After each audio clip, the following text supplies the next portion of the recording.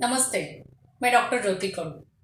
आजकल हम देखते हैं बहुत कम उम्र में बहुत सारे हेल्थ प्रॉब्लम शुरू हो जाते हैं। 40 एज के बाद तो बहुत सारे लोगों में अलग अलग बीमारियां शुरू हो जाती है, जैसे ऑस्टियोपोरोसिस यानी हड्डियां कमज़ोर होना, हड्डियों में दर्द होना, ब्लड शुगर बढ़ना, कोलेस्ट्रॉल बढ़ना, वेट गेन होना, हृदय की बीमारियां, लीवर प्रॉब्लम, कैंसर, ऐसी अलग अलग बीमारियां शुरू हो जाती है। लेडीज़ में इस उम्र में यानी 45-50 के एज में मेनोपॉज हो जाता है। हार्मोनल चेंजेस होते हैं जिसके कारण पीरियड्स इरेगुलर आना, ब्लीडिंग ज़्यादा होना, शरीर में थकान, कमजोरी रहना, मूड स्विंग्स होना, चिड़चिड़ापन, नींद डिस्टर्ब होना, ऐसे अलग अलग प्रॉब्लम स्टार्ट होते हैं। महिलाएं इस उम्र में ज़्यादा सेंसिटिव इमोशनल हो जाती है, एंजाइटी डिप्रेशन में जाती है।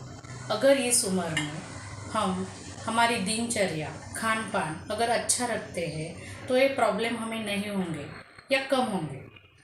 तो इस उम्र में हमें खान पान का विशेष ध्यान रखना है। जैसे हमारी उम्र बढ़ती है, मेटाबॉलिज्म कम हो जाता है, यानी कि शरीर की पाचन शक्ति कम होती है।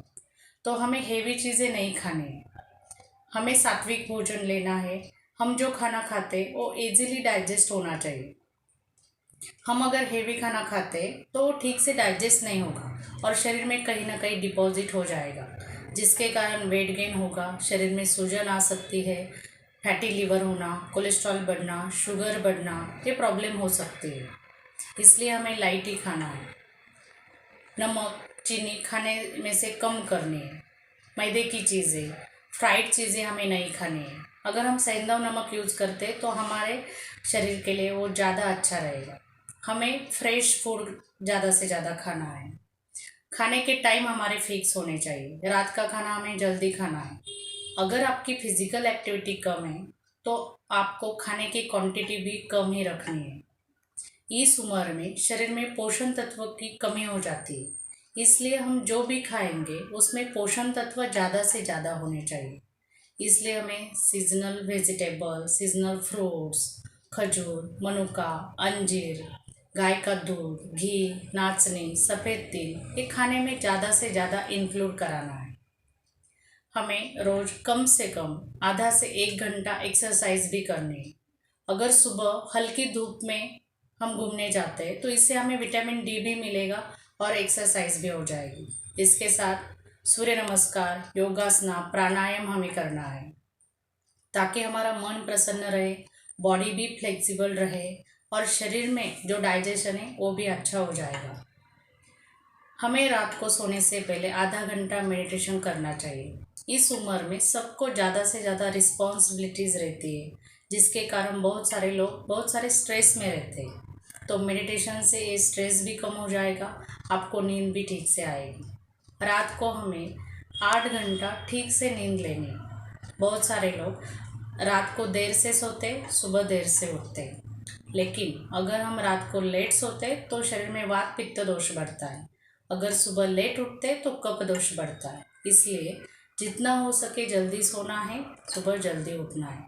नींद अगर ठीक से होती है तो हमारा शरीर का पाचन भी अच्छा हो जाता है, मानसिक स्वास्थ्य भी अच्छा रहता है और शारीरिक स्वास्थ्य भी अच्छा रहता है। इस उम्र में नेचुरली शरीर में वात दोष बढ़ता है, जिसके कारण कमर दर्द, जॉइंट पेन, नींद डिस्टर्ब होना, कॉन्स्टिपेशन होना, पेट ठीक से साफ न होना, गैसेस होना, ये प्रॉब्लम शुरू हो जाती है।